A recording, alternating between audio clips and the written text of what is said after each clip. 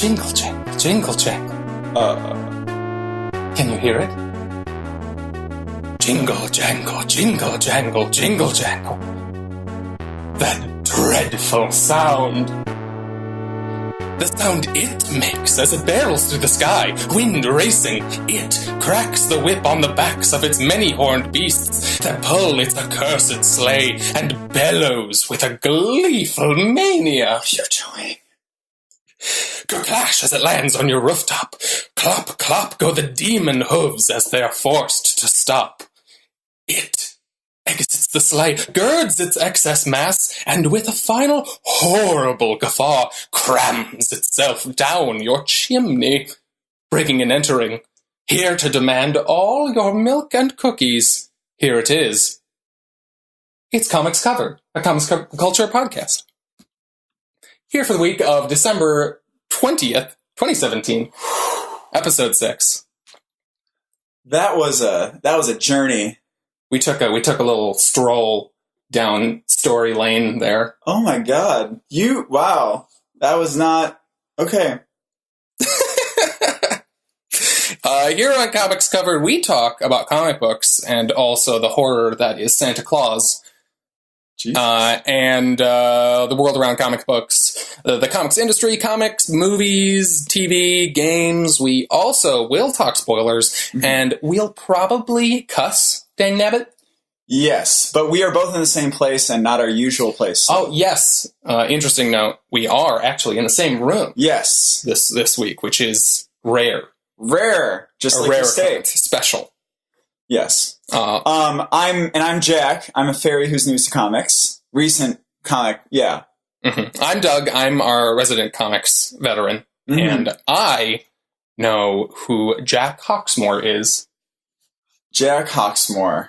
Mm-hmm. I don't know who that is. I should note that you asked for me to let you know when this was first, and when we first did a character who was not part of the Big Two. It is actually slightly complicated in that he now belongs? Technically has been kind of, at least, no, technically now he is part of the Big Two, but he was and is still not part of the Big Two shared universes. Okay. So, and originally was not even connected at all. Okay. But, so he's like what Watchmen was before Doomsday Clock. Well, Watchmen was always owned by DC because it was Vertigo, which was their kind of indie creator-owned imprint. Okay. Or not creator-owned, but they're more edgy kind of experimental imprint. And yeah. Jack Hawksmoor, then. Jack Hawksmoor. I'm still like kind of. So I'll just tell you he's a character from. Is this now from where? Okay. Is this like a super small indie thing that you're going to give me, or is this like Image or Dark Horse as well? This is, you're not going to be able to guess. Well, technically, okay. It's one of the bigger ones. Yes. Okay. It's Image.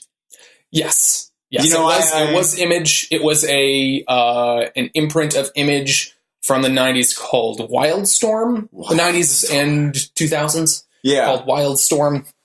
Now owned by DC and no longer Image, but originally... By the way, I just want a quick word also about... That was a really great intro. You wrote that, and that was great, like, intonation, very, like, animated, and that was just... I was taken aback, and I'm still reeling. So I'm going to try and get my head so I can figure out who Jack Hawksmoor is. Okay. Okay, Jack Hawksmoor, my namesake, was named after me. After you? Yeah. Okay. Didn't you know?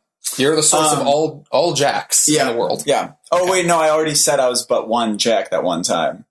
That was a callback. Yeah, but you are the source from which... You are the well from which all Jacks spring. Fruit of my loins. Just like Doomsday. You've actually... Okay, we won't go into that. We won't go into that science. In any case, Jack Hawksmoor... Okay, Image... I don't know. I've seen Image as a sci-fi sort of thing, so I think Jack Hawksmoor is a sort of a sci-fi renegade hero, much like Han Solo, who is... He doesn't fly spaceships all that much, but he is a part of a crew who fly spaceships and they're like pirates sort of things. He's kind of an anti-hero, and that's my guy. His origin, he's from planet Earth. Okay, no, he's not from planet Earth. Maybe he's from planet Earth in the future, and he's a space pirate. Go ahead. Okay. Tell me. Okay, so first off, I just want to say, we have been up until now doing kind of very silly kind of comics ideas and characters, and I don't know, this week I wanted to, well, one, you've been guessing them the last few times, or you've known them, so I wanted to lay down the fucking law here. Oh, Jesus. Right? You would not get this one. Okay. And also, this is no joking business. Was I close at all? But he is... Is he literally a hawk? He is a man who is a hawk. He's not. That's not true. Okay. He was experimented on as a child. Oh, okay. And has a kind of a communion with cities, with urban environments. Okay. He's created by Warren Ellis for his Stormwatch and the Authority series, and basically he derives his power from urban environments and kind of can communicate with and use them to his advantage. He can phase through and transport himself through buildings. Okay, so we're talking like he can communicate with metal and concrete then? That's basically what urban environments are. In this, to him, urban environments have a sort of like energy to them that he can kind of divine things from and derive his energy from. He has like metal treads on the bottoms of his feet, so he never wears shoes. And so he, like, runs up buildings and over rooftops and stuff.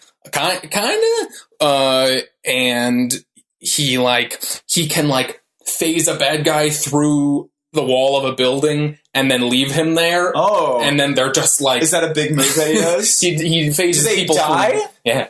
They're in horrible pain. Seriously, though. Yeah. They actually die. So this is like a dark character. Like, this isn't like... Okay. I mean, Wildstorm in general was a very, like, we're not part of the big two, so we're going to do weird, edgy shit. Oh, wow. Okay. Jesus. But he's great. Does he have an alter ego, or, like, does he just... That's his name. Jack Hawksmoor. That's it. He John goes around Hawksmoor. He wears a white shirt and a black jacket.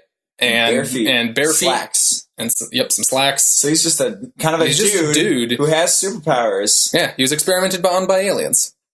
Okay, so I got the aliens part right. You did. There are aliens involved. Okay. Mm-hmm. Wow. Yeah, that was all. Okay. He's super cool. He's the leader of the Authority in Warren Ellis's and Mark Millar's runs on Authority, and that book is very, very good. It's full of characters like that are all just like weird superpowers that like you would have never thought of. Okay. But they use them to really cool different effects that you've never seen in superhero comics before. Really fun. Interesting. Okay. Cool. Yeah. So, how was your week, Jack? It was good. I got here at 2 a.m. last night, and we're in Minnesota right now. We're in Minnesota, and it is 18, I believe. And my girlfriend, degrees outside. My girlfriend, who's always lived in Beverly Hills, California, is here for the first time in winter, but she loves the cold. So we're doing well. Well, that's a big step. That's big step. That can potentially a barrier. Yes, definitely potentially a barrier. But it's good out here. That's nothing much else exciting, really. Yeah. That's about it. How about you? Yeah, doing Christmas stuff. All my family's home as well. Yeah. I saw this week The Shape of Water. Oh yeah, you told me about that. The new Guillermo del Toro movie. And we disagree. We disagree on the quality of that movie. No. Let me get this straight. I do not disagree with the quality of the movie. Okay. I disagree with my enjoyment of the movie. It's a real thing where you can appreciate the quality of a movie. There's craft behind how the movie has been made. There's definite craft behind it, and it's awesome. There's little quirks in it that I really, really love. I, in fact, would have liked them to follow through on a lot of them more. Like, okay, for example, this... Let's not get into spoilers. Oh, okay, we won't get into spoilers. It's not gotten a super wide release, so I don't know if anyone who's interested Okay. It's a good movie. You should see it because it's a well-made movie. It has great themes throughout it, great performances. I just didn't like the style of movie that it turned out to be. Okay, sure. I would say that the style of movie it was exactly what was sold to me in the trailers. It's a straight-up romance movie. There's hardly any monstery. There was, but I don't think the trailers ever made it feel like the monster was going to be the horror. The trailers always made it feel like the people were going to be the antagonists. Yes, but they had those large bass drum beats in the trailer, like, doom, doom, doom, to make it seem like stuff was happening, all those quick shots of Michael Shannon going on his knees in that hallway, of blah, blah, blah, like... All that stuff happened. It happened, but it was not the tone of it. I think it got there, though, at the end. It gets intense pretty... and bloody, and, dudes got messed up in the end of that movie. Okay. A man got... Okay, let's not spoil. We won't spoil. We'll talk about this. Don't worry about it. Okay, whatever. Anyway, we both appreciated that movie. Yes, to different degrees. But, yes. Anyways, yeah. So we had a stat. Do we want to actually? We did news last week. We didn't change it on this. Do we want to do news first, or do we want to talk about books? Let's take a vote. All right. Audience, text news to 1-855-555. Okay, no. Let's do the news first because we don't have that much news, right? All right, we're pulling an audible on the rundown here. We're doing it live, like Bill O'Reilly. Fuck it, we'll do it live. Have you seen that video? It's so good. Oh, it's very good. Oh, man, we'll do it live. Okay.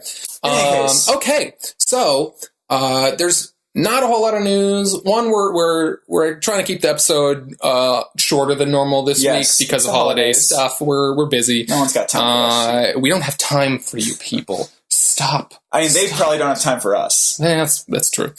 But we wanted to get an episode out there. And there's actually not a whole lot of news this week. We do want to talk about solicitations. We'll get to that in a minute. But a couple stories that did kind of break through this week in terms of importance. Still, none of them super huge. But on the movie side of things, we've got Matthew Vaughn, the director of the Kingsman movies and X-Men First Class and Kick-Ass. I thought this was the Runaways and Why the Last Man guy. It's not. That's Brian K. Vaughan. That's Brian K. Vaughan. Sorry, that's my bad. Okay. Matthew Vaughn. That would be interesting if Brian K. Vaughan came on to direct a movie. It probably wouldn't be very good. I don't know. He makes very good comic books. Yeah. Okay, in any case, Matthew Vaughn of X-Men 3? No, X-Men First Class. Oh, that's much better. Yes. I love that movie. It has a lot of problems. Matthew Vaughn movies tend to be awesome, but have a lot of really strange decisions that bother me, but I always enjoy them despite them. At some point, he'll have those decisions will make the best movie ever, stuff you wouldn't even think of. Yeah, but he's definitely really off the wall creatively. Yeah. But he has been long rumored to have been in talks or in development on Man of Steel 2. Oh. On the DCEU Extended Universe Superman sequel. It's been a rumor. It's not been anything that anyone has, as far as I know, that anyone has was that given concrete on their release of titles though? I don't remember seeing Man of Steel 2. It's not a thing that's been announced. Okay. Man of Steel 2 is a thing that when asked about it, they always say, it's a thing we want to do, but it's not something that they've, officially announced is happening. Okay. That makes sense. But he's been long rumored to be working on that. He hasn't said that is what he's working on, but he's long been rumored to be working on that, and he did confirm himself to IGN UK on their podcast that he is in talks to direct a DC movie. Huh. So probably. Well, he specifically said never say never, which I guess in weird Hollywood speak is sort of, I'm probably going to be involved. Wait, he didn't. He said more than that, though. Yeah, I've been talking to them at the moment about a few things. Okay. So he is in talk. So nothing concrete. Pretty vague. Yeah. But considering the rumors that he had been involved in something, him like saying like, yeah, I have been talking to them about maybe doing something. Yeah. Is interesting. I would be very interested to see him take on Superman or another character in their universe. I think he could bring some fun. Yeah, talk about going the other way from Zack Snyder. Yeah, like bring some much needed goofiness and fun to that universe in a way that has been super absent from a lot of their movies. Mm-hmm. Yeah. Would there be another hero that would be like fit maybe like his tone? I don't know. He's Patrol. A very Doom Patrol. You're talking about like what other character would work for him? Matthew Vaughn directing a Doom Patrol movie. That would be weird. It'd be pretty great. I think it'd be a good fit, wouldn't it? Maybe. Set off the wall. Doom Patrol. I don't know who I would put on Doom Patrol, but that would never be a movie that would get made. Tarantino. If it was like, if the DC universe, the DC movies were doing as well as like the Marvel movies were, and like then maybe because they're delving into all those kinds of weird corners of their characters, but DC hasn't gotten nearly that far in terms of the types of characters they're making into movies. Although they're making a damn Shazam movie, but that's still bigger than. He was in Injustice and stuff. Yeah. Okay. So Man of Steel 2. That's cool. I mean, possibly, potentially, Matthew Vaughn in some form is maybe going to do a DC movie. Who knows? Again, not a huge week in terms of news. Mm-hmm. The CB Cebulski we talked about a few weeks back. I think that was on our second episode. One of the early episodes. I think it was the second one. Yeah, it was where. No, second one was Solicitations. I believe it's the third one. Anyway, one of our earlier episodes, we talked about how new editor-in-chief at Marvel Comics, CB Cebulski, came out that he, earlier in his career, when he was an editor, was using a Japanese pen name to write a bunch of books that possibly used a lot of like Japanese culture and elements in the books in a way that made it kind of feel a little bit scummy in terms of like him manipulating people's expectations, claiming to be an authentic Japanese voice when he in fact was a white man. So that was a secret for a really long time. It seemed like people were keeping that secret at Marvel. It was very strange. Anyways, he admitted it on that episode that we talked about it, that was a thing he did. Didn't really give any commentary on it. This week he came out with a statement saying like an apology. Basically it was like, I'm very sorry. He says, quote, "I'm very sorry for the pain, anger, and disappointment I've caused over my poor choice of pseudonym. That was never my intention."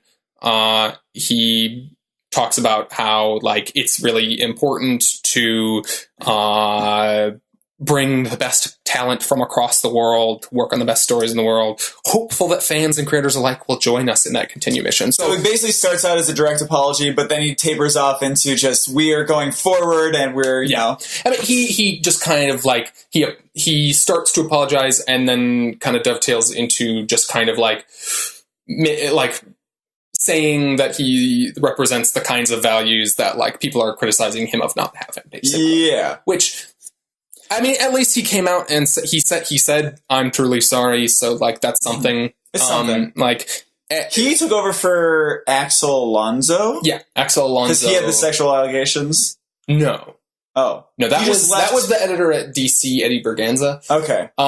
Axel Alonso, I don't. He just left. He just left. I don't know if he retired or was forced out or whatever. But because you know what's funny is you were talking about him leaving on the first episode, and then this happened with CB, and you mentioned CB Cebulski taking over, and then this happened, and we reported it on the third episode. So it's been like this ever-changing, like he leaves, CB Cebulski comes in, he's the milkshake duck, which we learned. Still the best phrase. It's a great phrase. Milkshake ducktail.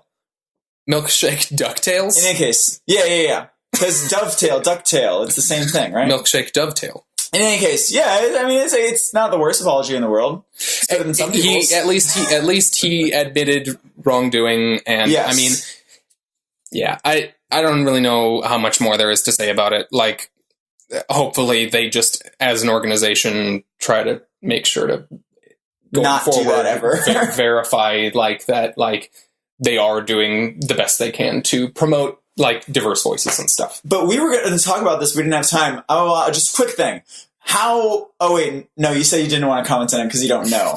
People using pen names, is that a big thing? I don't really know much about the frequency of like this story kind of shows, like when this kind of stuff crops up, it's always a little bit of a surprise because the comics industry is so kind of small and niche that like that kind of stuff doesn't really come out if I assume people are using pen names because there aren't like huge media outlets looking into who these people are doing interviews and stuff. Like there are people doing interviews and stuff. Yeah. It's just not reported on the scale that like movies and TV and stuff are. Yeah. So if there is a large community of people using pen names, I don't know that we really know. And generally, I don't think those books are like have ever really blown up in a way that like has made it newsworthy. I mean, who knows? Maybe, we were talking about how Grant Morrison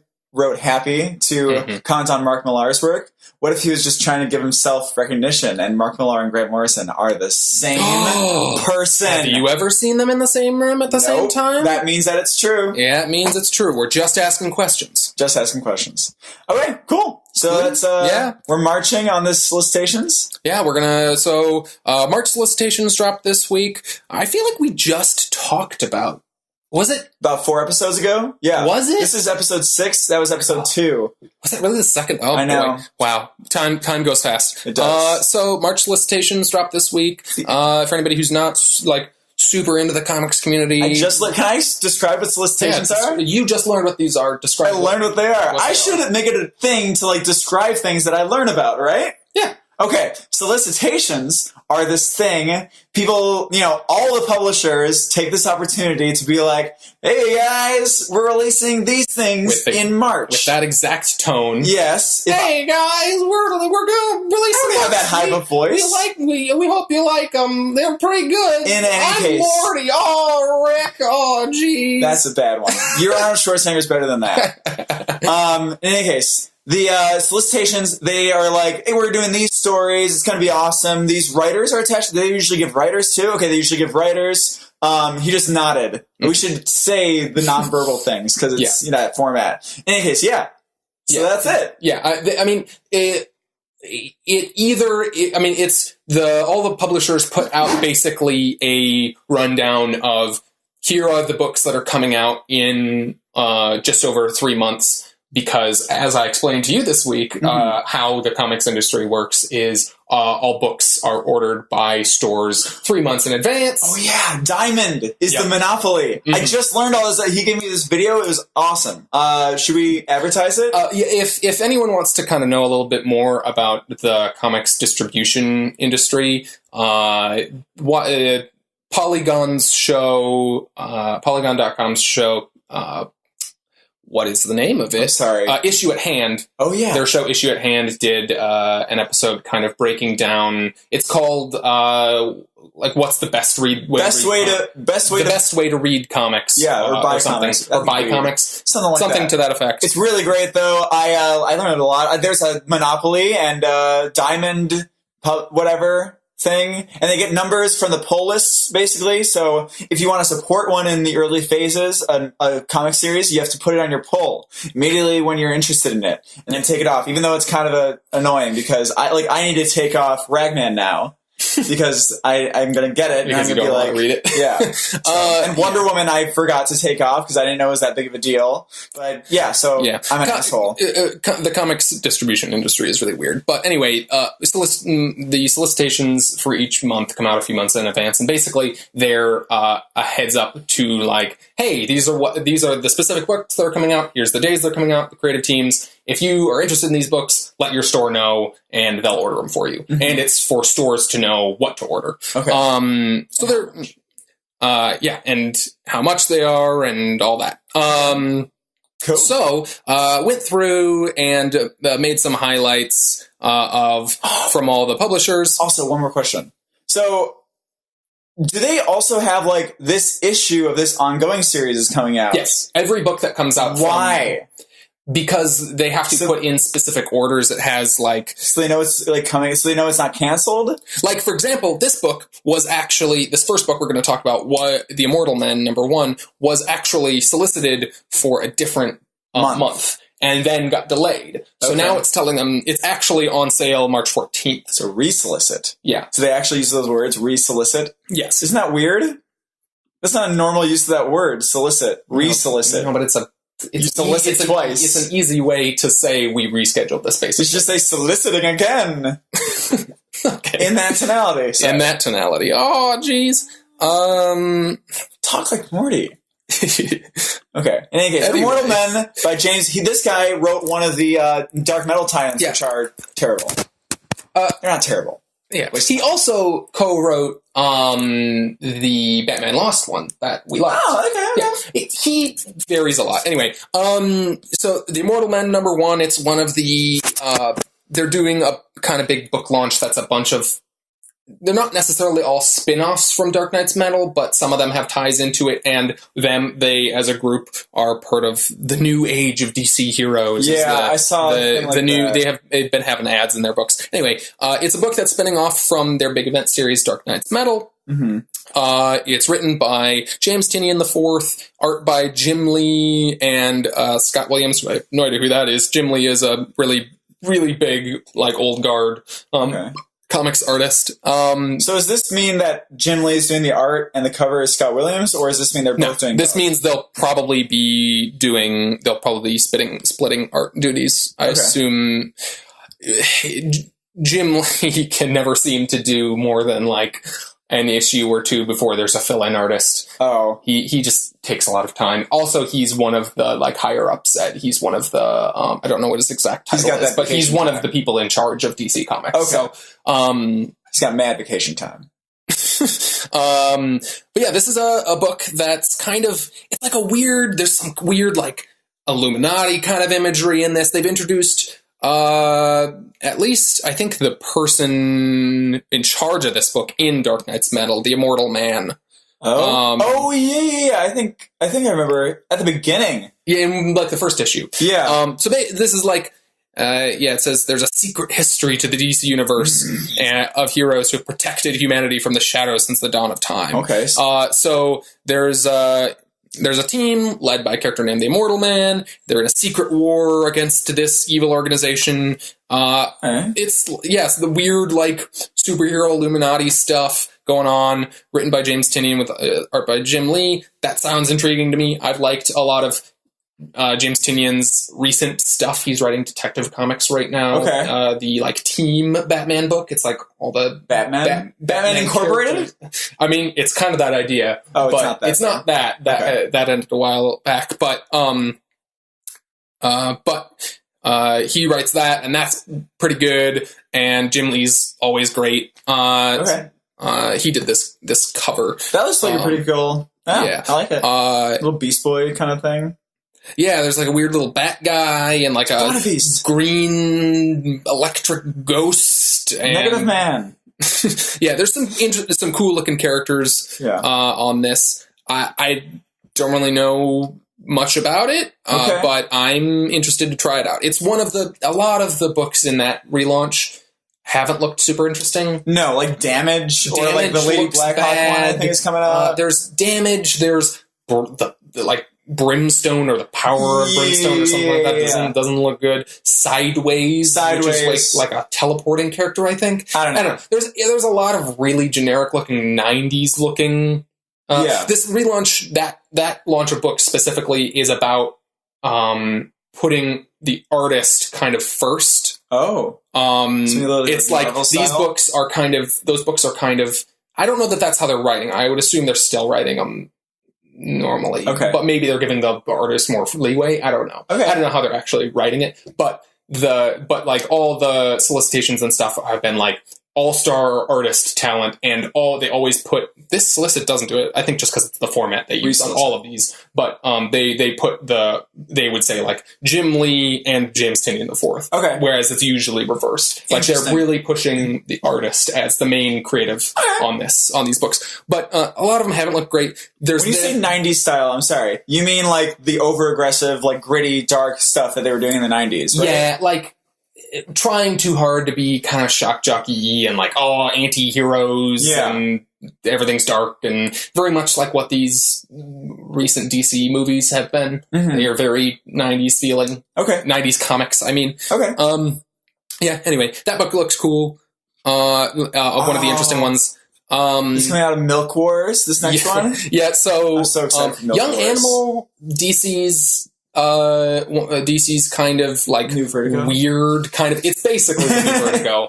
It's what Vertigo was originally. Okay. Because Vertigo more mainstream now? Vertigo was an imprint that originally was stuff that was technically tied to the DC universe.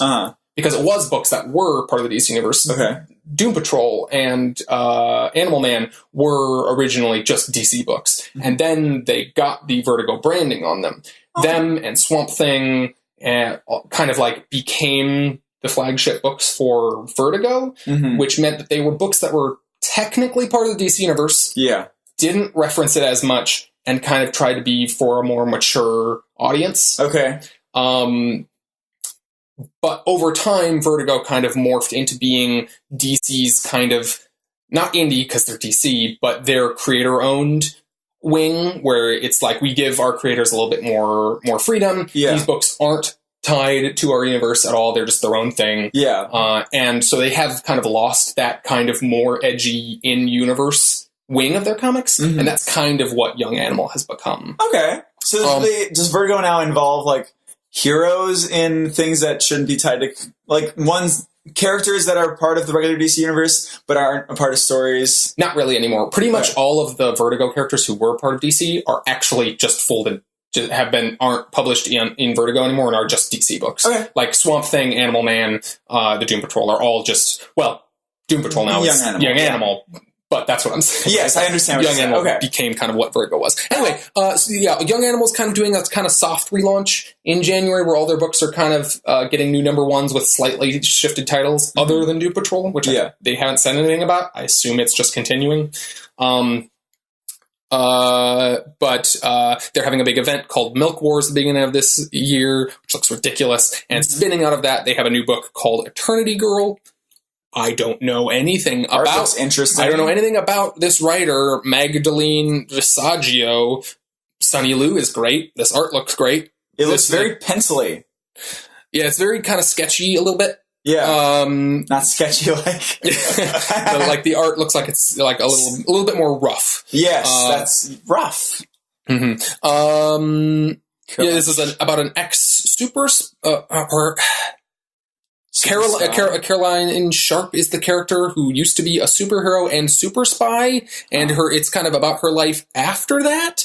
But then, like, an inability to change. Yeah, and she's getting like kind of pulled back into that world again as this kind of super powered super spy of some kind, superhero super spy. I don't know how this relates to the Young Animal books or Milk Wars. I'm always interested in kind of what they're doing. It's a mini-series. Like, it kind of sounds like an amalgamation of Jessica Jones and Mr. Miracle. Yeah, there's definitely a little bit of Jessica Jones feeling in kind of this description here. But that looks interesting. I don't really know much about it again, but okay, sounds potentially interesting. Cool. I'll probably check out the first issue at least. On Pi Day. Is that when it's releasing? March 14th. March 14th, 314. There we go. Oh my God. I'm sorry. At Marvel. I'm sorry. What? Quick thing.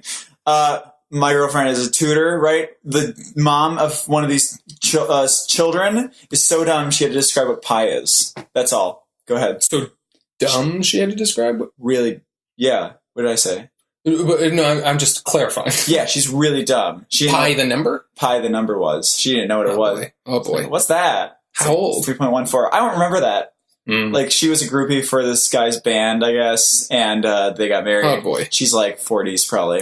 Oh boy! Wow. Yeah. Okay. Okay. In any case, Marvel side of things. After that tangent, at the Marvel side of things, we've got. I have not been reading this because it's Amazing Spider-Man has been the same writer, Dan Slott, since basically 2008. Jesus, that's 10 years now. Yeah, he started co-writing the book with a few artists when it kind of went weekly or multiple times a month or something. It started doing like kind of an event, more frequent publishing thing in 2008, and he came on as one of the writers on that, and then took over the book in 2010 solo by himself, and he's been writing Amazing Spider-Man in one form or another, that flagship book, since 2010 by himself. Been writing the character since 2008. He will be, the solicit in March came out for his last issue. Oh.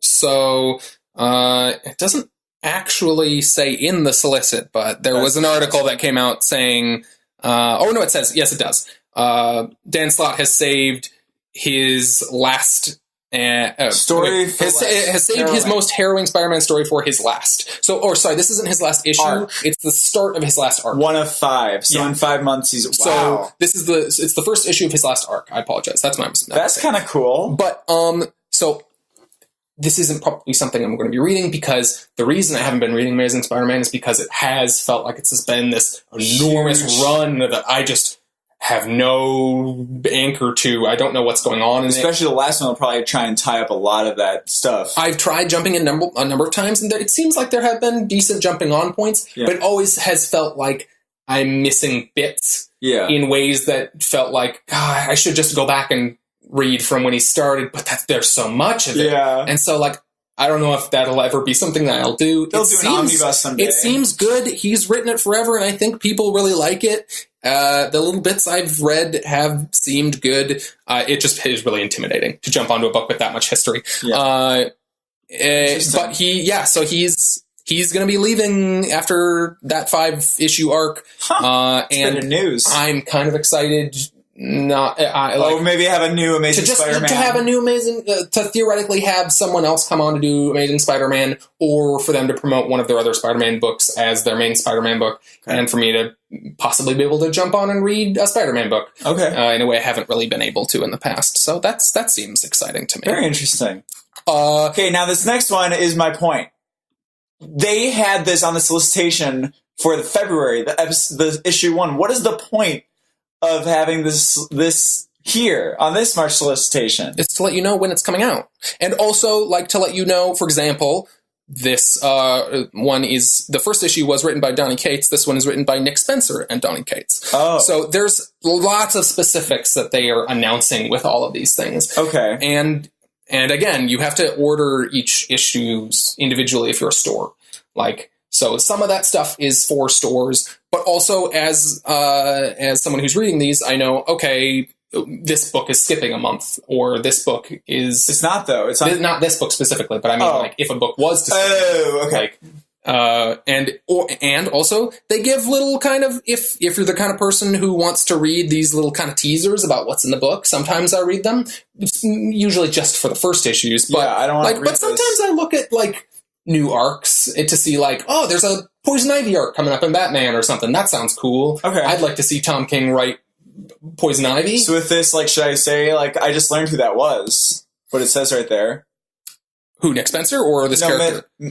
Mephisto? Yeah. I just kind of know it's Mephisto, his damnation, and he's hell, right? Yeah. So this book that we're talking about is Doctor Strange Damnation #2. It's a 4-issue event series, written, I guess, by Donny Cates and Nick Spencer. I think the first issue was just Donny Cates. I don't recall seeing Nick Spencer, but maybe I could be wrong.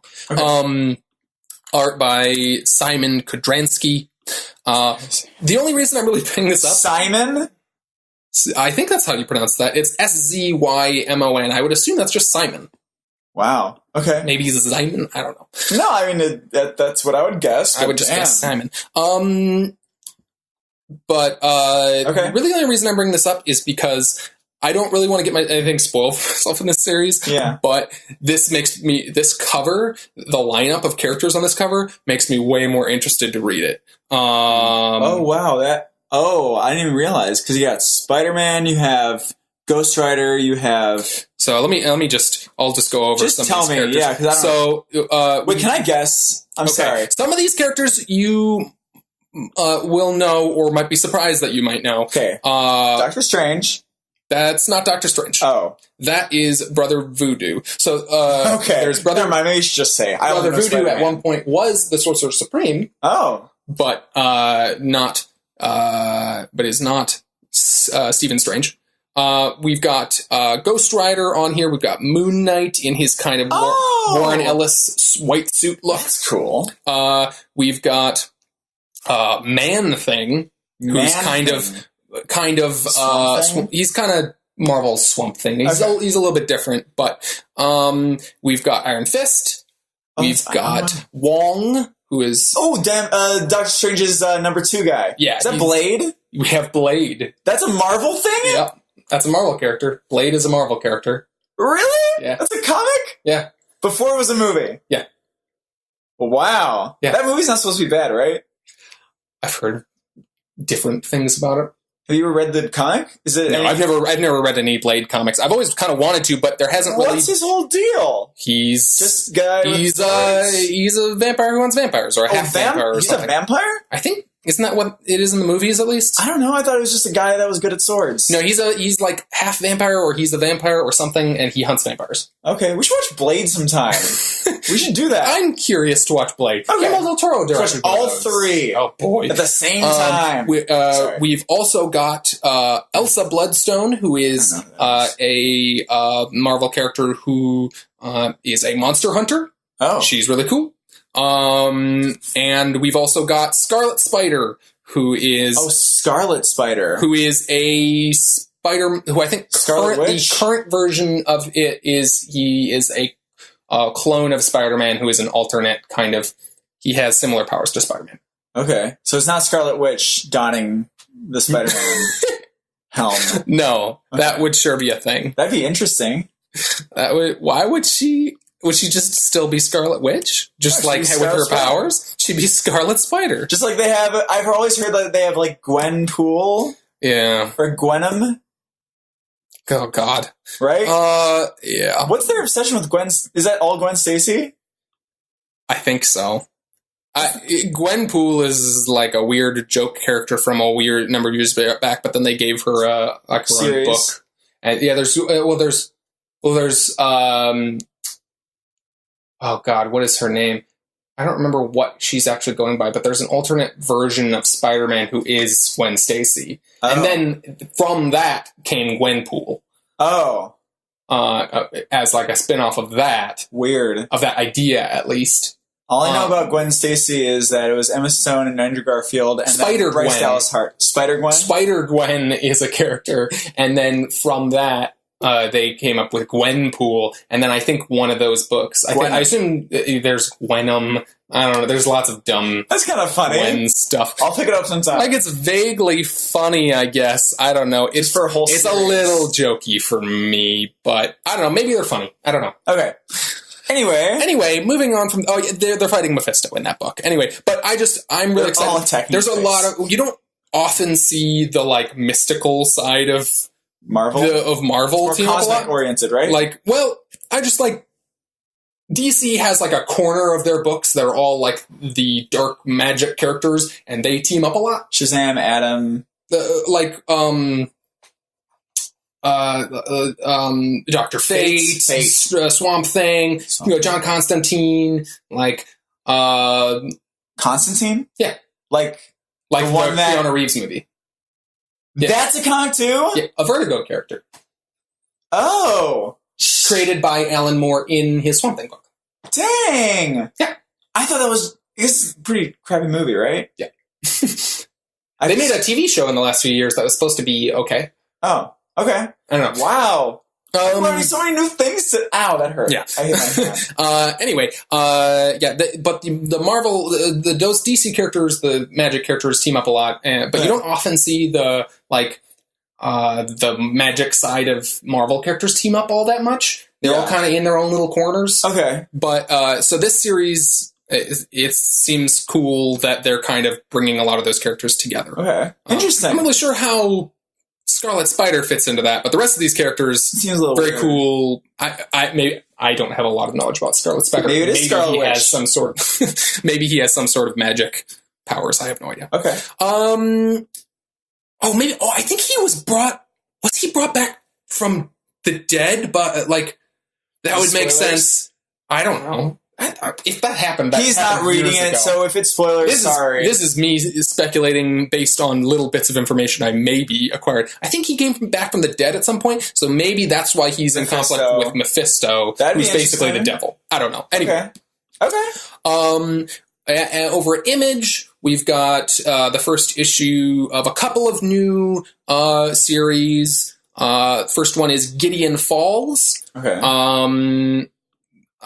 Written by Jeff Lemire, art by Andrea Sorrentino, who did a really cool run of Green Arrow with Jeff Lemire at DC. I'd like to read that. And they've been trying to work together again for a while. And this is their new series. It seems like it's a weird, like, occult conspiracy like suspense series of some kind. So basically, my guess is the show is going to be, a guy named Gideon down in his luck. He's walking down the street one day, and everyone's trying to get him to trip and fall. Yeah. Okay. Gideon Falls. That's very silly. That's all. Yeah. Anyway, I really like Jeff Lemire. Andrea Sorrentino is a really cool artist. I think they work really well together. I'm excited for them to do a book. Okay, cool. And then we've got Oblivion Song. It's the new Robert Kirkman book. It's like a weird post-apocalyptic thing. I don't really have much to say about it other than I keep skipping trying to read Robert Kirkman books. He's the guy who wrote and created The Walking Dead. Oh, okay. And Invincible, if you've ever heard of that at Image. It's a superhero series. Okay, so Invincible is not Mark Wahlberg. No, this is a different thing. Okay. Anyway, you don't know what that is. Anyway. Oblivion Song isn't the movie, though, right? Oblivion? No. Okay. No. Good. Yeah, I don't know. It's some sort of weird post-apocalyptic thing. But his books, I've always heard really good things about his books. I've never given them a chance just because I've never read one of his books. Okay. So I'm probably going to pick up the first issue of this just to see how it is. That's all I got to say about that. And then we saw this on February too. We talked about this this next book at Dark Horse on a previous episode in which they basically announced it was happening.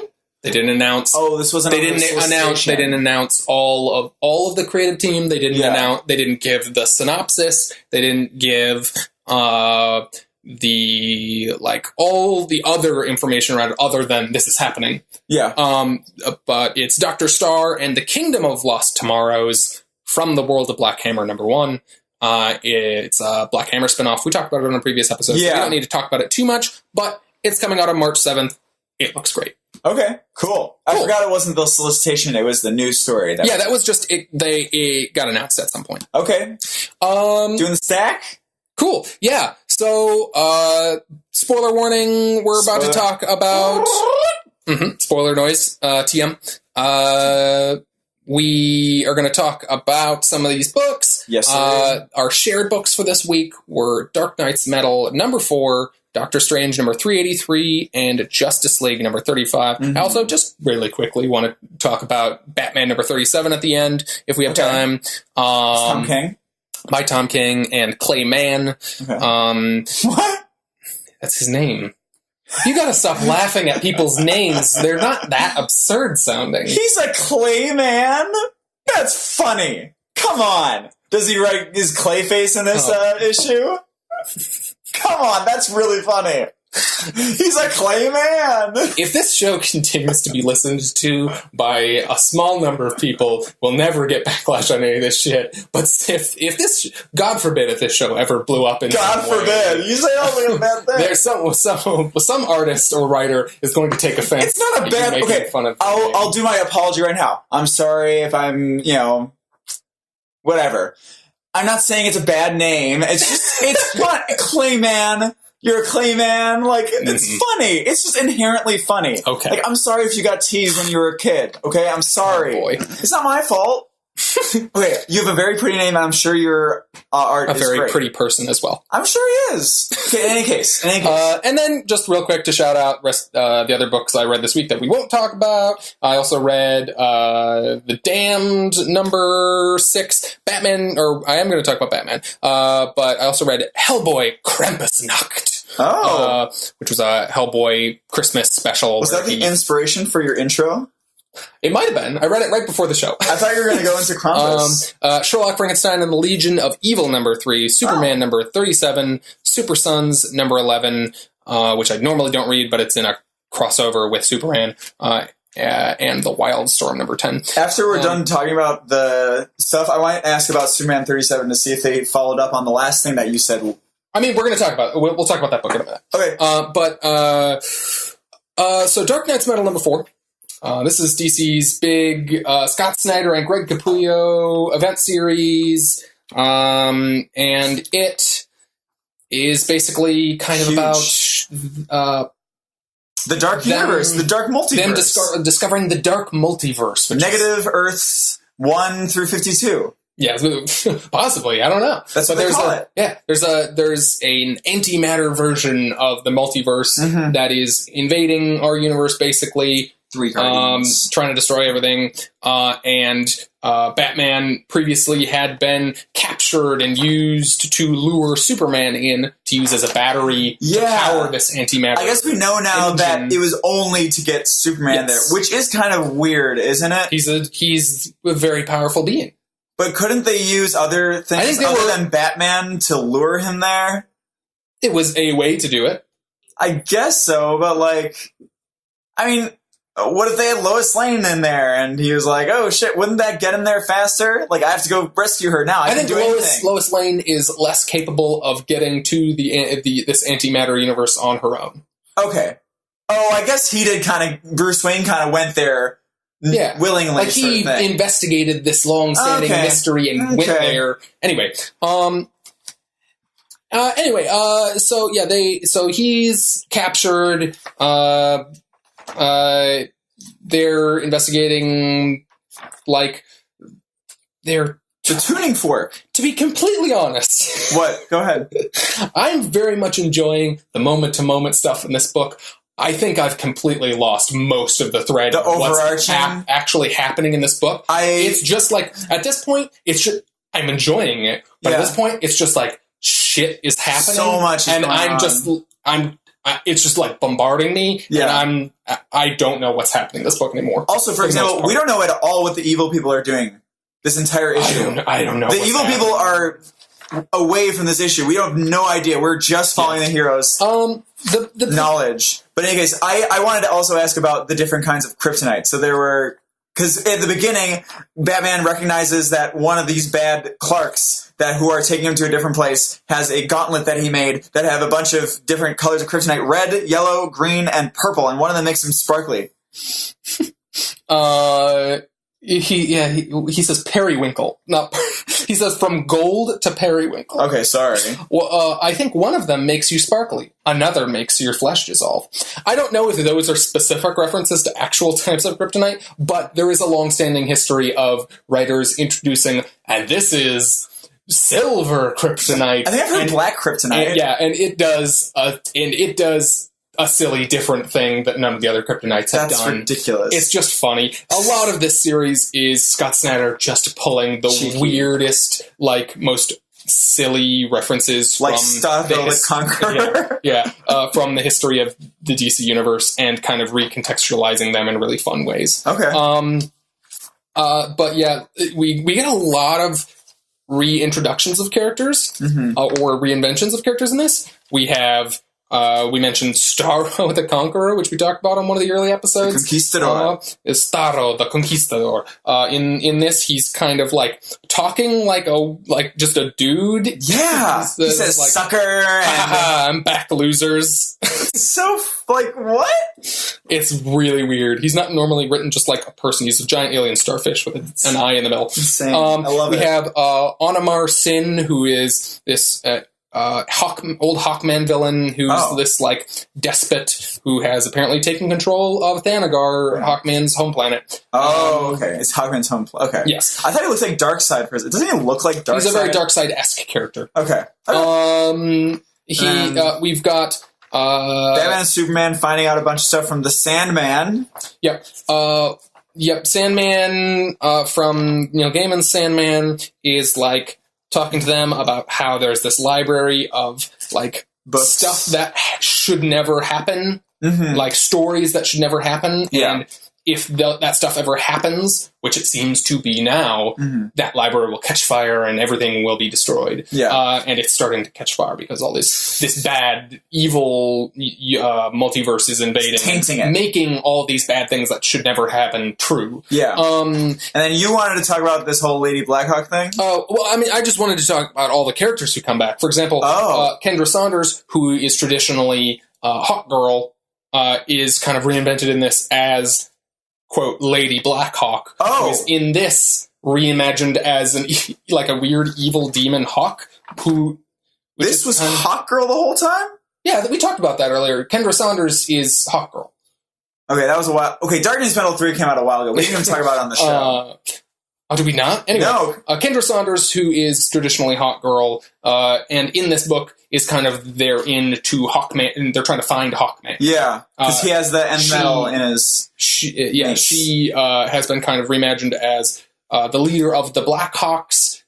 Lady Blackhawk is traditionally just the character who's the leader of the Blackhawks. Is a different character altogether, and it seems like they're making Kendra Saunders, Hawkgirl, into a new character named Lady Blackhawk. It's very confusing. Weird. Anyways, weird. Very weird. And then Black Adam comes back randomly. Black Adam comes back out of nowhere. He's apparently on the bad side of things. He's been an anti-hero for a long while, and they're apparently trying to make him a bad guy again. Weird. Interesting. And then the final big reveal. Oh, yeah. Hawkman comes back on the last page. Not surprising. That's been kind of the thrust of this whole series. But he's a weird giant demon Hawkman with a giant hammer, and it's weird. And he retains his own consciousness. He says, "I was wrong, Bruce." He's not like weird and like mind controlled or something. He's him. Yeah, but he's like somehow trying to stop them from basically stopping the end of the universe. Harbinger of terror kind of thing. He's protecting this very bad event that's like going to end the multiverse. Yeah. Which is crazy. Hawkman Found will probably go over how he got to that point. Next week we're going to have Hawkman Found, which is a one-shot written by Jeff Lemire, which is probably going to fall. It sounds like it's going to go back and kind of explain how he got to this. Yes. Now, I wanted to go over just really quickly, god damn, these tie-ins that I read, I spent so much time on. I read all of them. Bats Out of Hell is the worst one. Basically, Bats Out of Hell was going to go over, we were set up in Dark Knight Metal 3, Wonder Woman, Green Lantern, the Flash and Superman, they were all doing their own separate things. And I thought Bats Out of Hell was going to continue that story so that we could, see what they're going to do. But no, they just went off onto this random thing where they're fighting the Dark Knights, and they don't, like you said, they don't mention it at all. And it's just like, oh, we're just here. We're just going to these places still. So, it's annoying. I spent money. Yeah, I mean, I didn't want to tell you what to read or not read, because if you enjoyed those, I didn't want to stop you from enjoying them. No, I'm not mad at you. Which is just me trying to say, don't read tie-ins. Yeah, I'm not now that you've come to that conclusion, it's not a tie-in. Now I say that with the caveat that, for example, I am going to be picking up Hawkman Found number 1 this week. So there are examples of tie-ins that you can always kind of tell when a tie-in seems like it's going to be a little more relevant, or at least if it has an interesting creative team, or if it seems like it's, I don't know.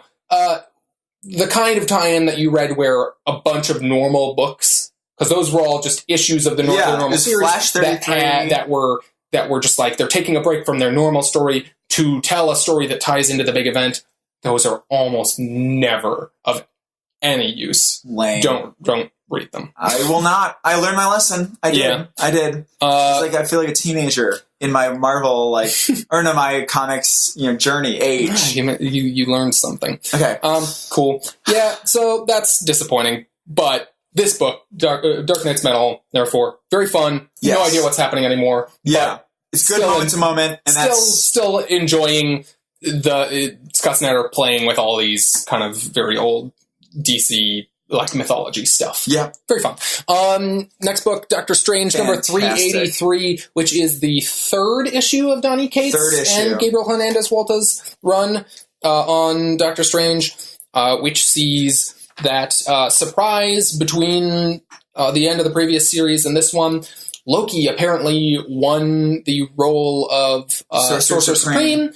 Doctor Strange is now a veterinarian and worried that Loki now has access as his old mantle of Sorcerer Supreme to this dangerous spell that could basically Sing Soon wipe out all magic on Earth, or I'm a little unclear. It either will wipe out all magic or will give him power or access to all of the magic in the world. Something. Anyway. But we learned today, or this issue, how that competition happened, and Doctor Strange won, but these guys are like, nope, it's Loki. Sorry. Yeah, the Vishanti, which is this spiritual council which bestows the role of Sorcerer Supreme to whoever wins this contest. Is Mr. Misery part of this at all, or no? No. Okay. No, Mr. Misery is a different thing. Okay. I don't know. Some tiger god. Okay, it's a tiger god. There's a giant floating tiger god, and a guy god, and a lady god, and apparently Doctor Strange won this contest to be the Sorcerer Supreme again, but it doesn't matter because they've decided that a mortal can no longer be Sorcerer Supreme. What a cop-out. Why put him through that? Loki happens to be there. It makes it sound like there's more going on. There definitely is, but than this. Somehow there's some sort of conspiracy happening here. Or maybe not. Maybe I don't know. Maybe they did just decide because they're gods and they're fickle or whatever, and they're just you know what? It's got to be an immortal now. I like how Loki is like this. He's like, I mean, surely this is a mistake, no? He's not like, oh, great, that's awesome. Yeah, Loki just happens to be there just to watch the contest. He's listening to his iPod in this panel. Yeah. He's just there to watch, and they give it to him because he's trying to be a better person and is immortal, and somehow they think that will make him a better fit to being the Sorcerer Supreme? Yeah. I don't know. Also, they mentioned something like, why, do you really think you're fit based on what you know about yourself or something like that? They say something like, Doctor Strange knows there's something about him that's not going to make him be it anymore, right? I'm not sure what you mean by that. Okay. But he says, after all that we have given, that you have lost, after all the times you have failed this realm, answer this. Do you truly believe you are still... I think they're just saying, he hasn't always been the protector of magic that they've wanted. For example, something that actually comes up in this issue, there was an event written by Jason Aaron a year or two ago, where a group called the Empirical came to cull all the magic in the world. It's a science-worshipping alien being who... came and wanted to wipe out all magic in the universe, and he succeeded in doing so on Earth, with a few exceptions. I'm sorry. Empirical? The Empirical. And he's a scientific, empirical... oh my god. But he's a weird, it's this really fun thing where, to him and his alien race, they, worship magic, or whatever, and his family were scientists, and they persecuted his family because they were blasphemy. it was blasphemy that they were investigating science, and so they killed his parents, and so now he's out too. But he, in this weird way, because of the culture he comes from, like worships science like it's this weird magical force. Huh. Okay. It's interesting. In any case. Anyway, so he actually failed to stop him from pretty much eliminating all of magic on Earth. Wow. And they've been slowly since then working to, like, bring it back. Okay. And that comes up in this issue. With Wong, right? Yes. Well, it comes up later. Well, Wong quit during that run. Okay. He goes to Wong for some help in this. Wong gives him a spell that allows him to get into Asgard undetected. Mm-hmm. It's not basically, the last issue, there was a cliffhanger that he got the Sentry, which is a very powerful Marvel character who has this darkness inside of him. And, basically, it's just a MacGuffin. Doctor Strange has got him to be a distraction, basically. Yeah. To just, like, fuck a bunch of shit up in Asgard, while he sneaks into their, like, magic repository to go to the World Tree. The World Tree. Is this something that has been... Yep. It's a Norse mythology thing. Okay. It's been in other runs of Thor and everything. He goes to it to basically ask for it to give him magical powers again, because he doesn't have any, because the role of Sorcerer Supreme was given to Loki. Yeah. And he gives it this sacrifice of this talking basset hound Bats who died in the last issue. I can offer you a very, very good boy, is how they reveal it. He says, you need a sacrifice. I don't have much, but I can offer you a very, very good boy. And he gives him, wrapped in this white blanket, this dead basset hound Bats. And it's a worthy offering. It's so sad. And it's a worthy offering. Yeah, and then they deem it worthy because, of course, it would be worthy. It's an adorable talking basset hound. I really hope we get all-powerful magical basset hound at some point. I think we might. This leaves the door a little bit open that they're maybe not done with bats, but maybe not. Maybe that's the end of him. Maybe. Yeah, he uses him as this sacrifice, but this offering, I should say. But the World Tree, Yggdrasil. This Norse mythological magical force, like source of power, gives him basically a third the eye. Powers gives him magical powers again. He says, "I don't think I'm even mortal anymore. No, I am a god of magic, and now I'm going to go get my, I assume, fucking or goddamn cloak back." They censor it out. I'm going to go get my censored cloak back. But so he's now claims to be the god of magic, as bestowed on him by that'll be interesting to by follow the World Tree.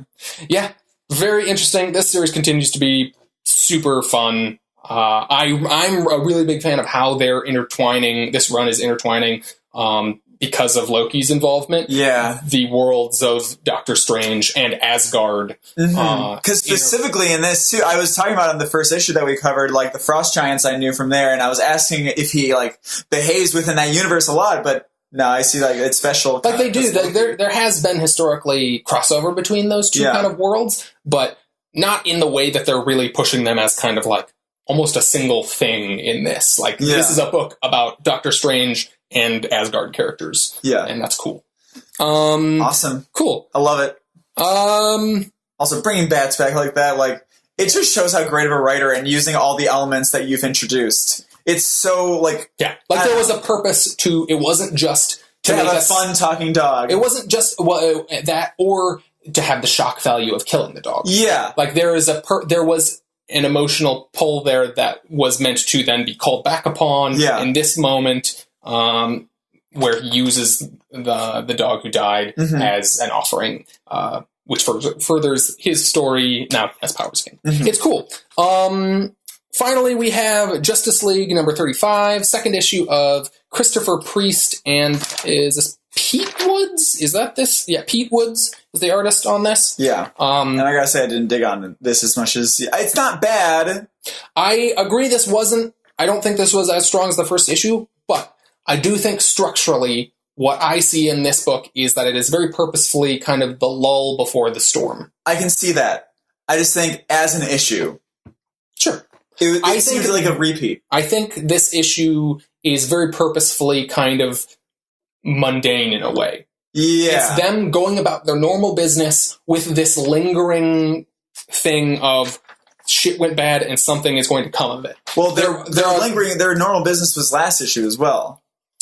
Yeah, but then it went really poorly. Yeah. It went poorly in that, in the last issue, during an op. Because Batman was exhausted. Yeah, Batman was made a mistake. Batman was exhausted and got distracted basically during during their mission, and a group of domestic terrorists somehow got a hold of Wonder Woman's sword and killed a nun.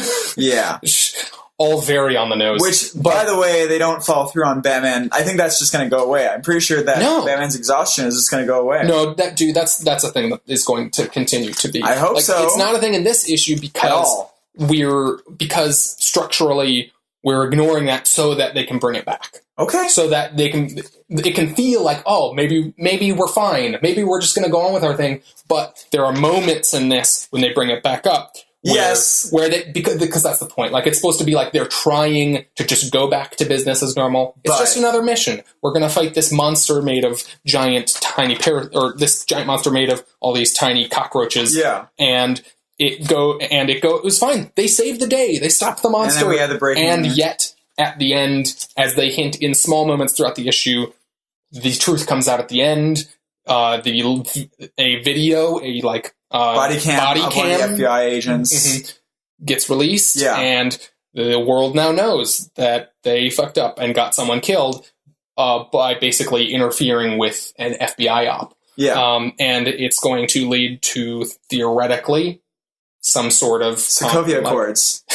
Some kind of commentary on where the role of this kind of independent vigilante group fits within kind of the larger world kind of political structure.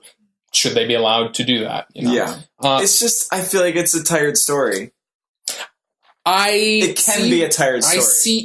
I think it's all about the execution, and I think so far I've seen enough little bits of an interesting kind of approach to it that I'm excited to see more of it. I'm gonna get the next issue. I think specifically the next issue is the test of where if this approach is new and fresh and interesting, or if it's the same old should superheroes be superheroes thing. Because that is a story we've heard told many times. And I find it interesting that specifically you see that. Because I don't have I feel like it's, I don't know, in movies too. Yeah, people always bring that up. Yep. Batman specifically is a huge with that. Now, one thing I think they should do with that kind of storyline someday is all the leaders of the world people, if they're like, yo, we're understandable about what you do and how much you help us, it's the public that has a problem with you. Like, if they had that dichotomy, like, what if at the beginning it wasn't those guys talking to Wonder Woman being like, questioning her about everything and being mean? What if it was just this comes out and people are really, really mad at them, not necessarily the leaders of the government, and they're like forced to do something because the people. Well, I think that's the idea here, because it's specifically like, the government knows about this. They interfered with an FBI op. The government already knows about this. The reveal at the end of the issue is that the video has been released on national news. I know. That's the reveal. So I think it is going in the direction that you're saying. I just wish it was more of a dichotomy between like how they're treated by the leadership and how the public perception of them changes. Maybe. I don't know. Because usually it's the leadership are hard asses on them. And the public at least knows, like, okay, I think the next issue will tell exactly what the commentary here is on them. But yeah, also, I just want to say, smaller point, but I think they might be teasing the return of Martian Manhunter to the team. They go way into it. Yeah, definitely. Where is he right now? Yeah.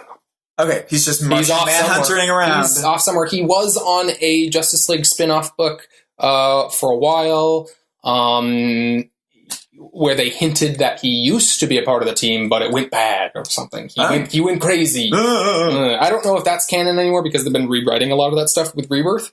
But sorry, now he's Martian Hunter. Oh boy, the Bizarro version, the inverse. Sorry, go on. Let's go. Martian Hunter Man. Oh, but a character comes in who apparently knows John Jones, the Martian Manhunter, and asks where he is, and they say specifically he's talking to a character who is new to the team and doesn't even know who that is. They're just like, I don't know. Yeah. But anyway. Sorry. Yeah. My name's Hunter Man. My brother's Clay. Oh boy. Sorry. Wait, go ahead.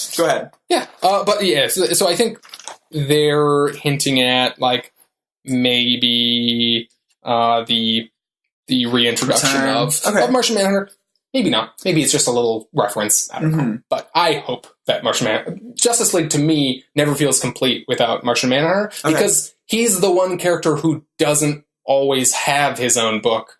So he's always the one who's like, he's the mainstay of Justice League. He's the one character who is a Justice League character as opposed to being Superman or Batman. Or he's a character who comes from Justice League specifically, to me. Okay. And to a lot of people, I think. Okay. Yeah. Now, I had a question, because I have been reading Y the Last Man, and this issue brought up a point that I haven't really thought of. They have this whole scene with, what's her name? Jessica Cruz? Jessica Cruz. She's singing a song that's in Spanish to herself, and then this guy that we're introduced to hears it and thinks that he needs to communicate like that with her. So they are communicating just Spanish, and they write it just in Spanish. And I think that's really, really cool, because it makes a lot more sense than, like, for example, in Y the Last Man, the way they denote different languages is they just put carets around English to say, like, this is in a different language, not the one you're reading it in. But I like this, and obviously you can't do this all the time, because if they're, speaking Israeli for the entire issue in a whole scene, you need to know what's going on. But in this, you don't really need to know what they're saying. I get that. But it brings up a point to, like, how is it usually denoted, and why are all the Justice League members speaking English? What are the chances that all these metahumans speak English? Well, I mean, they all speak English because they're comic books published in America. Doctor Who makes sense because they have the translator that makes everybody sound like a British, person. But this, a bold claim that Doctor Who makes sense. But, okay. Anyway, tradition, like this move to kind of diversify the places of origin of a lot of characters is a relatively modern thing. Like there've always been people trying to do a different thing. Like, no, this character's from this part of the world. Yeah. But generally characters are white people from New York. Yeah. And that's just a thing that they've just slowly tried to introduce more and more diverse characters, and along with that comes characters from actually different parts of the world. Like Wonder Woman from the Amazon. There's sort of a limit in some ways to the amount that you can do that in terms of main characters of books, just because you're marketing these to an American audience. But I do think it does add a nice sense of realism and of cultured feeling. Yeah, like diversity of experience and everything to the to comic book stories to have those characters. Mm-hmm. I'm just saying I understand why they don't do it as much as maybe they should. Yeah. Okay. But which leads me to also a point. I want to read a comic series that's fully in Spanish so we can figure out what's going on with your. But that's what's kind of, I think, the point of it depends. To your point about why use certain methods of displaying different languages in comics, it depends on what the writer is trying to convey. What information does the reader need? What does the writer want them to have? Mm-hmm. In this scene, I think it's fun because it's specifically a short exchange. Mm-hmm. You're not sitting there for pages and pages being like, I don't know what's happening. Yeah. The dialogue isn't necessarily the focus here, they're in a big fight scene, Yeah. and they're not having a big, like, emotional, like, drama or something. They're just trading witty banter. Mm-hmm. And it's fun to kind of, like, how it's written, you can kind of, if you know some of the basic words of Spanish, you can kind of get the gist of where the conversation's going. Yeah. And that's just kind of, it's, I think here used kind of more for, it's half realism, half comedic effect. Yeah. In that, like, yeah, you know, like, he caught her, she was in the bathroom on the toilet singing a song to herself in Spanish. And so the rest of the scene takes place with them speaking Spanish because she was kind of caught off guard, and that's her native language. Yeah. Okay. So, but now, sorry. Okay, go ahead. Almost exclusively in comics where characters are speaking other languages, it's almost always that method in Carrots that you're talking about. Okay. But almost always when characters are talking in other languages, they're communicating plot info that you're supposed to have, you know? Now, my question is, they release different series in different countries, right? Like, this was released in Spanish-speaking countries. Oh, I don't know how they would approach that. Exactly. Isn't that weird? I don't know if they would just write that whole sequence. In Carrots? Or in English? No, that won't make sense of the character. Wouldn't make any sense. I would assume... That's an interesting thought. Right? I would assume that's always a thing in, like, movies and stuff when characters speak in another language. I always wonder how they handle that in the native country in which they speak that language. I would assume they just keep talking in Spanish. So but then the rest of it is in Spanish. Does that the Carrots thing for the rest of it? Kind of, like, changes the context in which those people are experiencing that scene? So maybe not? So maybe they just do it in Carrots and say, in actual Spanish. And maybe they're reading this with the understanding that it's, or maybe they just say it's in another language. I don't know. Isn't that interesting? That's my main confusion. Yeah, I don't know. Yeah, okay. I would assume the approach to that varies from depending on the book and the scene and what the editor wants to do. Yeah. And what they think is the best solution to that problem. Okay, cool. That was yeah. But the next issue is going to tell if that series is going in an interesting direction or if it's going to be kind of the same old, like, who should have authority over superheroes and should they answer to someone and should they be an independent strike force that uncontrolled by the government. Anyway. Okay. And then finally, Jack didn't read this, so I won't get into the super amount of spoilers. Mostly end spoilers here. Okay. But I am going to say kind of what the basic, you wouldn't know this from the cover, but semi-spoilers here. The basic kind of premise of this issue is, so the last issue was, okay, spoilers, because I'm going to talk about what's happening currently in the series. Okay. In the last issue of Batman, not the annual. Oh. But although related to that, in that Batman is currently engaged to Selina Kyle, who is Catwoman. Mm-hmm. The last issue of Batman was Clark Kent knows about this, and they haven't called each other. And so the whole issue is them, and Batman also won't call Clark to tell him he's engaged. Oh. It's a whole weird thing. It's fun. There's some really cool, interesting commentary on their relationship and how they think about each other, and how they're actually both, like, feel insecure about their friendship, about each other, and, like, how they're not as, like, good of a man as each other.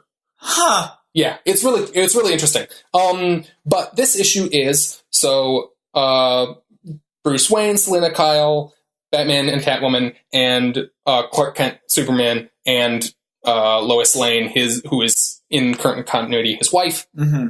They are going on a double date. Now that they're all friends. Back together, they're friends. They've gotten past this silly little confrontation. Really Yeah. So they go to a fair that is, they're in their civilian identities. They go to a fair that is superhero night. Everyone has to be in superhero costume, and like, you can't come in. You're not in superhero costume, and they're just like, sure. They can't tell them that they're actually superheroes. So, but then they say, well, we have superhero costumes. Why don't we just put them on? And they're like, no, people will like realize it's us. We were just here. Yeah. And so then they're like, all right, well, Clark, you won't look like Batman if you wear Batman's costume. Oh my god. And Bruce Wayne, you won't look like Superman if you wear Superman's costume. You'll look like people in costumes. That's a novel concept. So then, and then also a silly thing, for some reason, Catwoman and Lois Lane trade clothes. I guess just to complete the joke. Yeah. Lois Lane puts on Catwoman's costume, and Catwoman puts on Lois's dress because I guess she doesn't have something to wear now. Yeah. So she just puts on her dress. Although she was wearing civilian clothes before that. I don't know. It's just to finish the joke. Weird. But the whole issue is it's... It's really fun in that it's this bizarre, like, visual kind of tongue twister. That is in so, that you're picture. seeing, because they draw them differently, like, and Bruce Wayne is very, like, not happy with wearing the Superman costume, and Clark in the Batman costume is wearing his glasses over the Batman costume, and, it's just, it's very funny. And it's just a fun little, they're getting, Lois is getting to know Catwoman, and if she approves of them dating, and Clark is kind of confronting Batman a little bit about, like, why are you dating a criminal? Why are you engaged to a criminal? Isn't that, like, your thing? Yeah. That you hate criminals? And yeah, so they just have a double date at the fair. And the really notable thing about this is just the continued visual of Superman wearing Batman's costume and Batman wearing Superman's costume, and how like just weird it is to look at. I want to read this actually. It's very fun. This seems like pretty standalone too. If you like, yeah, you could definitely jump into this one, or it's a really nice companion piece with the last issue. They're an arc that will be finished in the next one, I think, where Wonder Woman is in the next issue. Okay. It's an arc called Super Friends. Yeah. So if you want to start with that one, that it's if you know the basic premise that Batman and Catwoman are engaged. Okay.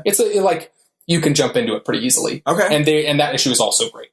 Yeah. So that's about it for our books for the week. Anything? Spoilers again. Superman, anything like with Apocalypse? We reported that Superman is now the... Superman... is now the leader of Apocalypse. Accepted the position of kind of leader, I don't know what they actually called it. It was whatever. Supreme He's the leader of the planet Apocalypse, the planet that Darkseid was the ruler of before he disappeared. Yeah. No reference to that. And again, that's good. I was saying is that, like, I think it was a smart decision to have him accept it, but keep it as a thing in their back pocket. Yeah. As opposed to making it a major thing, because that would be a thing that would be immediately undone. Yeah. Someone would retcon that out immediately, or have him give that up immediately. Yeah. And so I think it's a good thing that they are keeping that as just like a thing that we're going to save for later. Yeah. That's a thing that's going to come up again. They're going to like guilt him into coming to save them again someday. And references though, small references like, okay, cool. Okay, that's all I wanted to know. Yep. And spoilers. Yep. Did that go down? Yes. That was the reverse spoiler noise. It was the negative Earth. Last thing, highlights for books next week. Share our books. I don't know if you're going to pick up Hawkman Found or not, but I want to. Okay, I'm going to read yours. Oh yeah, you'll be here because I'm here. Yeah. So Doomsday Clock number 2, the Watchmen and DC characters crossover, and I unfortunately got a little tiny tidbit spoiled for me. Okay, I'm not gonna. I won't say what it is. Okay, don't say what it is. I won't say what it is. But specific thing happens. A thing happens that we've been waiting for. Oh, nice. Not a specific event, but a thing. A general structural idea that we've been waiting for in this series. Okay. That makes it more vague. Hawkman Found. We have Doomsday Clock number 2, Hawkman Found number 1, the tie-in to Dark Knight's Metal explaining how Hawkman became this giant demon hawk. Yeah. Written by Jeff Lemire, which is exciting. I think it's his first book now that he's back writing at DC again. Okay. So that's exciting to me. Thanos number 14. Nice. Very excited. Donny Cates every week now. Donny Cates. Oh, this isn't every 2 weeks, but yeah. Doctor Strange is twice monthly, and this is, I think, just a monthly book. So I guess there is technically a week. Imagine if Doom Patrol wasn't delayed, and we'd also have that. This would be it'd be a great week. Oh my gosh. So yeah, that'll be our books that we'll probably talk about next week. We're hoping to do something. Okay, one of two things is going to happen next week. Okay. Either we are going to do a fun, cool, something special for like our end of year episode. Oh yeah. Or there won't be an episode. Depending on how schedules line up. How Doug's schedule lines up with mine. Yeah. We're going to try our hardest to get an episode out there, and if we do get something out there, we're going to try to do something special, end-of-year, wrap-up kind of thing. We haven't been doing the show for the whole year, so it won't necessarily be like a best-of thing, I don't think. Although, it would be very funny if it was a best-of our show thing, and we just play clips from, like, the last month. Remember when this happened? I was just about to call you babe. Oh, boy. Doug, we should pick the best 6 episodes of the last year. This is our favorite 6 episodes in the order in which they played. Oh, that's good. Mm-hmm. Okay, and then we played them back to back. The whole thing. God. That's probably going to do it for this week, though. So look back at our feed next week, depending on what happens. All right, can we just say, Doug wrote down for his list script, this week's episode was shorter than usual. It wasn't. We all know that. Well, it's slightly shorter. Oh, God. No, we went an hour and a half. Okay, anyway, it's normal length. Anyway, I don't know if I read that or not. I did say we were going to try to make it shorter. You didn't end up being shorter. But if you made it this far, thank you so much for listening. We are 6 episodes in, but we are still, in the grand scheme of things, a pretty new podcast. Pretty small. And we still don't have a lot of ratings on iTunes. And so the biggest thing, if you like the show, that you can do for us is please leave us a review or star rating on iTunes. Star rating takes you no time. Yeah. Click the star. Don't even need a review, but we would like it. But we always want to hear from anybody who listens to the show. So reviews are great as well. Tell us specifically why we suck. We always like saying that because we want to know. Yeah, we're always trying to improve. If you enjoyed what you heard, let someone know about us. Do it in person, do it in social media. If you've got friends who read comics, just let them know, like, hey, there's a cool new show that I've been listening to. These guys are idiots, and you should listen to their buffoonery. Yeah, even if it's someone that wants to know more. Like, if someone's asking you, like, hey, anywhere I can find some weird stuff, because I'm learning a lot of new stuff, and we hopefully are catering to that sort of person. Too. We're trying, at least, to make this new reader friendly. If we are succeeding or not, who knows? But yeah, you can go on iTunes. Oh, wait. We release episodes on Sundays, so be sure to check in back next week, or subscribe to the podcast feed and never even have to think about it. Yep. Now you're part. Oh, okay. You can do that on iTunes, Stitcher, where you also stitch clothing, TuneIn, Overcast, Google Play Music, whichever one you prefer. We got you handled. Oh, that was a little anticlimactic. Covered. In the meantime, for the next episode, you can find it on us on the Twitter and the Facebook under @comicscovered, spelled normally. I love that line in what is it, Arrested Development, where he's got the program Fake Block. Oh yeah, it's someone say they do the Social Network reference, and someone it says call it the Fake Block. Oh yeah, it's simpler. Great movie. You can also find web archives of 6 weeks ago of all our episodes at comicscovered.libsyn.com and on our YouTube channel as well. Start posting video versions of the shows on Facebook as well, so check that out. And if you want to get a hold of us with a question or feedback, send us a message. Tell us why we suck on any one of those social media things, Facebook, Twitter, and we would love to answer on a future episode. Yeah, if you got a question about comics or just really anything at all, send us a message. And I promise I won't answer. Doug will probably answer because I probably won't know. Mm-hmm. So thanks for listening. Please, we know there are people out there, so thank you if you're here still. I don't know. We might be voting into the yell still. That phrase still makes no sense. Okay, in any case, I am B Jack. What does that mean? I'm not A Jack. I am B Jack. Okay, and I'm the terrifying thing on your roof on Christmas Eve. Hey, that's a callback. Mm-hmm. This has been Comics Covered. Cheerio.